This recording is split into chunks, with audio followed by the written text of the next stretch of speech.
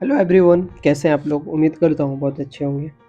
तो आज हमारा पहला लेक्चर होगा social science power sharing chapter का, जिसमें मैं आपको पढ़ाऊँगा द चैप्टर के कॉन्सेप्ट और क्या स्टोरीज़ हैं वो मैं पढ़ाऊँगा, और जो कि आपके एग्ज़ाम पर्पस लिए बहुत ही इम्पोर्टेंट है। तो वेलकम करता हूँ हेरिटेज आईक्यू पे आपको। हमारा मोटो है लर्न अर्न और ली learn. Power sharing heritage IQ with Aman. Let start. जैसा कि आप जानते हैं, आप लोगों का डेमोक्रेटिक पॉलिटिक्स 2 में जो पहला चैप्टर है वो है पावर शेयरिंग।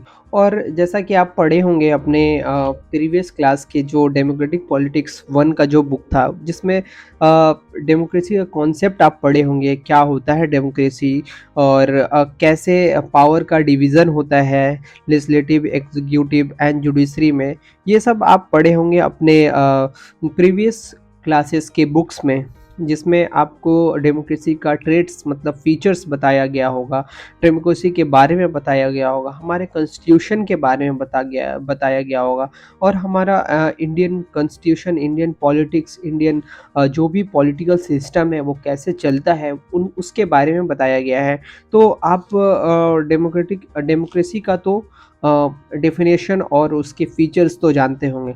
इस चैप्टर में हम लोग पढ़ेंगे पावर शेयरिंग के बारे में, कैसे पावर शेयर करेंगे। चैप्टर स्टार्ट होता है दो कहानियों के साथ। एक कहानी है श्रीलंका का, एक कहानी है बेल्जियम का। एक स्मॉल कंट्री है यूरोप में बेल्जियम, जो कि हरियाणा से भी कम उसका क्षेत्रफल है, उसका एरिया हरियाणा से भी कम है, और हरियाणा से भी क्षेत्रफल कम है, और इनके पॉपुलेशन भी लगभग एक 1 CR ही है, 1 CR ही पॉपुलेशन है, हालांकि हरियाणा के आधा।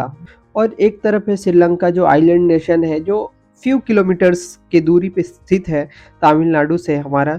और यहाँ पर बेसिकली डाइवर्सिटी, लिंग्विस्टिक डाइवर्सिटी ये है कि फ्रेंच पीपल है, डच पीपल है, जर्मन पीपल है, जो कि ये लैंग्वेजेस बोलते हैं। इसका डेटा मैं आपको दूसरे स्लाइड में दिखाऊंगा। इसी तरह श्रीलंका में सिन्हाला और तमिल जो है दो मेजर ग्रुप है, और तमिल में भी दो डिवीज़न कर दिया गया है, एक श्रीलंकन और एक इंडियन। इंडियन वो है जो कॉलोनियल टाइम में जो जो इंडियन, साउथ के इंडियन को श्रीलंका लेके गए ब्रिटिशर्स, और वो उनके वो फिर लौटे नहीं वापस इंडिया में, वो वहाँ रह गए, वहीं रह गए, श्रीलंका में रह गए, और वो इंडियन श्रीलंकन कहलाने लगे। जो इंडियन तमिल तमिल जो होते हैं, इंडियन टाइप के जो तमिल लैंग्वेज होते हैं वो बोलने लगे। तो यहाँ तमिल में दो डिवीज़न हो गया है। और श्रीलंका का मेन रिलीजन अगर बोला जाए तो, हालांकि वहाँ पर अप्रोक्स 7% कुछ रिलीजन्स का, श्रीलंका का मेन रिलीजन की बात की जाए तो ये बुद्धिस्ट रिलीजन जो है वो मेन रिलीजन है इन लोगों का।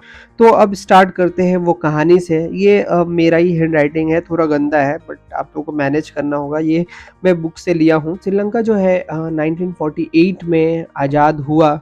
जैसे ही आज़ाद हुआ तो मेजोरियन जो गवर्नमेंट थी, मेजोरियन जो पीपल थे, वो गवर्नमेंट फॉर्म किए जो कि सिन्हाला थे।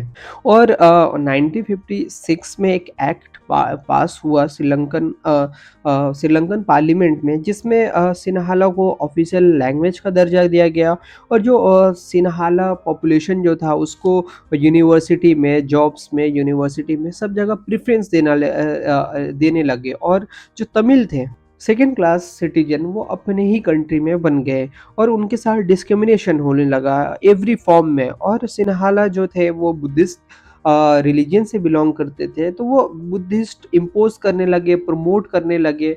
जैसा कि आप देख सकते हैं, ये येलो जो है, ये येलो एरिया जो है वो सिन्हाला का एरिया है।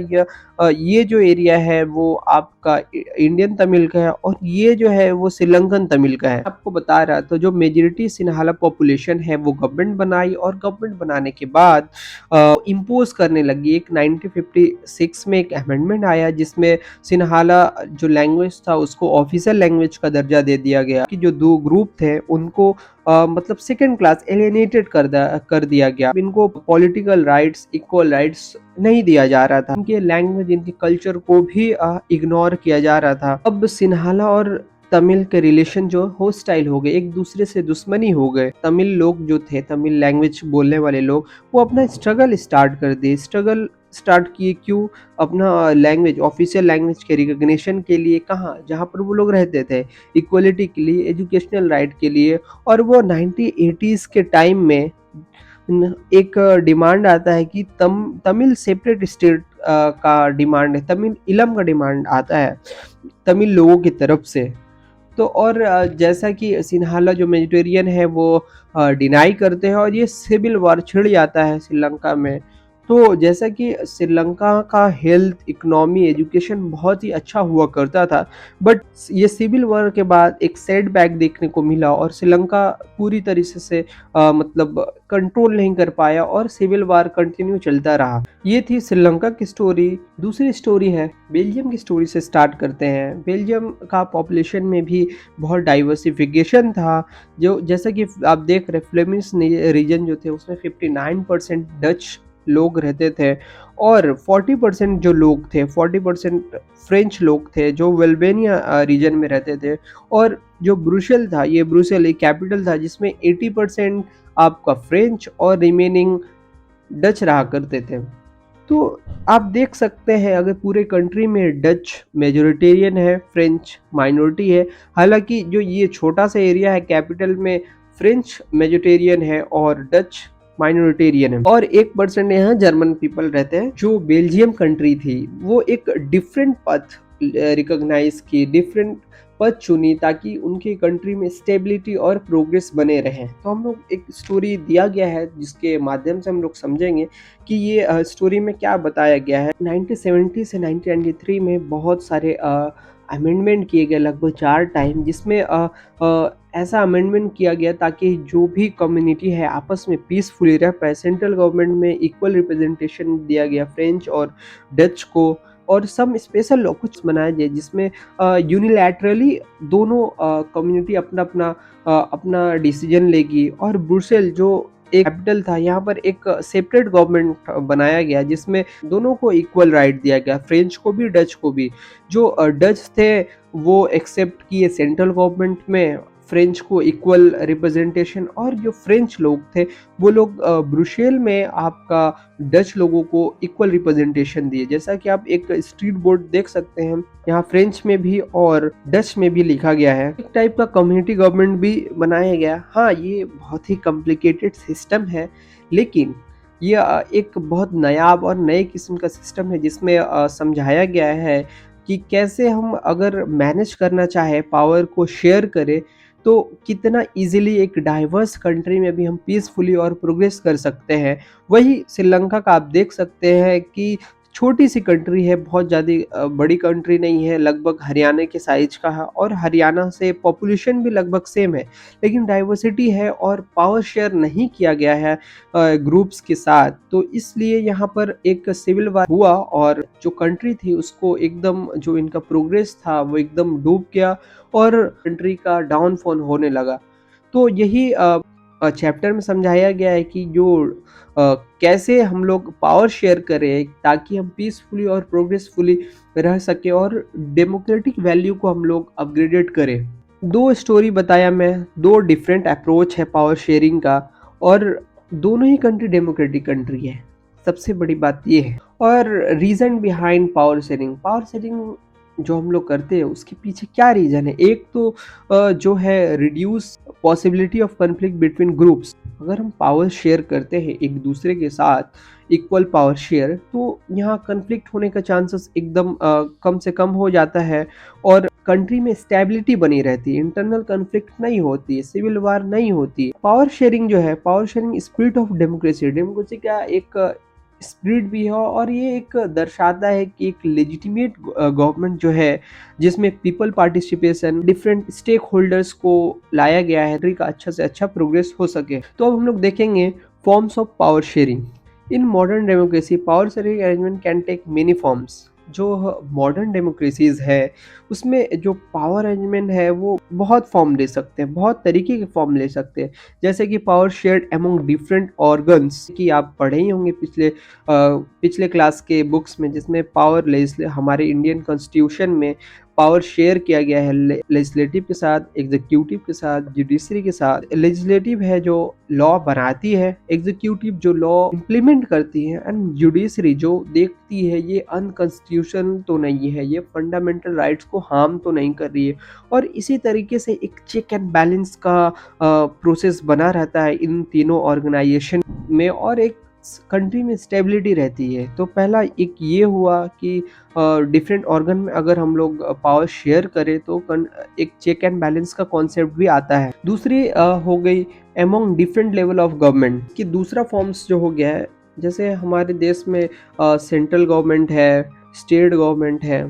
सेंट्रल गवर्नमेंट है जिसमें मोदी जी बैठे हैं, और स्टेट गवर्नमेंट जैसे मैं बंगाल से बिलोंग करता हूँ तो यहाँ ममता बनर्जी है, कहीं कोई बिहार से बिलोंग करता होगा तो वहाँ नीतीश कुमार है, ये स्टेट गवर्नमेंट है। तो पावर को हम लोग डिवाइड कर देंगे, सेंट्रल जो यूनियन का कुछ और पावर है, स्टेट गवर्नमेंट का कुछ और पावर है। और एक और जो निचले स्तर में आती है, जो थर्ड थर्ड स्टैंड जो है गवर्नमेंट का, वो म्यूनसिपैलिटी है और पंचायत है। म्यूनसिपैलिटी सिटी के लिए है और जो पंचायत वो विलेज एरिया के लिए है। एमंग डिफरेंट सोशल ग्रुप जो होते हैं उनके अंदर भी हम लोग पावर शेयर करते हैं, जैसे रिलीजियन एंड लिंग्विस्टिक ग्रुप हुए। जैसे इंडिया का अगर बात किया जाए कि हम लोग जो सोशल वीकर सेक्शन होते हैं, ईडब्ल्यूएस और डिफरेंट टाइप के रिजर्वेशन दिया जाता है ताकि अपलिफ्ट हो, और वीमेन को रिप्रेजेंटेशन दिया जाता है इन लेजिस्लेचर एडमिनिस्ट्रेशन में, ताकि उनके पास भी पावर रहे, उन लोग भी एक कंट्री में पावर शेयर्ड हो और स्टेबिलिटी बना रहे। चौथा अगर हम लोग देखेंगे जिसमें political parties, pressure group, movements ये आते हैं, जिसमें पॉलिटिकल ग्रुप्स, पार्टीज जो होते हैं जो कि पावर शेयरिंग के लिए, पावर के लिए वोट इलेक्शन लड़ते हैं ताकि उन्हें पावर एक्वायर हो, और ये वोट हम लोग ही देते हैं और हम लोग इन्हें पावर में लाते हैं। और इस तरीके से जो जो जैसे वोटिंग पैटर्न में जो जो जैसे जैसे स्कोर करता है, जिनका जिनका जितना वोट होता है उसके अकॉर्डिंग उनको पावर दिया जाता है।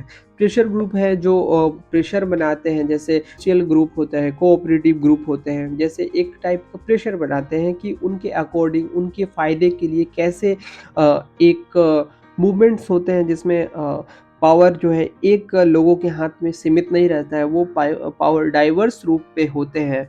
तो यही है डेमोक्रेसी, जैसे पावर जो है पब्लिक के हाथ में भी है, किसे आप वोट कीजिए, किसी नहीं कीजिएगा, और उसके बाद पॉलिटिकल पार्टी आते हैं गवर्नमेंट में और पावर डिफरेंट ऑर्गन्स में डिवाइडेड होते हैं। यही चैप्टर है दिया गया है कि अगर आप पावर शेयर करते हैं, तो यही इस चैप्टर में बताया गया है कि अगर आप पावर शेयर करते हैं डिफरेंट ऑर्गन्स में, कंट्री को बहुत ही अच्छे तरीके से, स्टेबल तरीके से प्रोग्रेस की ओर लेके जा सकते हैं। अगर आप पावर को ग्रैब करके रखे, पावर को एक मेजिटेरियन जो ज़्यादा संख्या में उनके अंदर अपने हाथों में रखे हों, वो आप अगर कब्जा करके रखेंगे पावर पे, तो कंट्री का प्रोग्रेस नहीं हो पाएगा, और एक सिविल वॉर, रेवोल्यूशन, या फिर बोल सकते हैं एक अनस्टेबिलिटी कंट्री में बनी रहेगी, जो कि सही नहीं है। डेमोक्रेसी में पावर शेयरिंग बहुत ही इम्पोर्टेंट एस्पेक्ट है। तो इसी के साथ थैंक यू।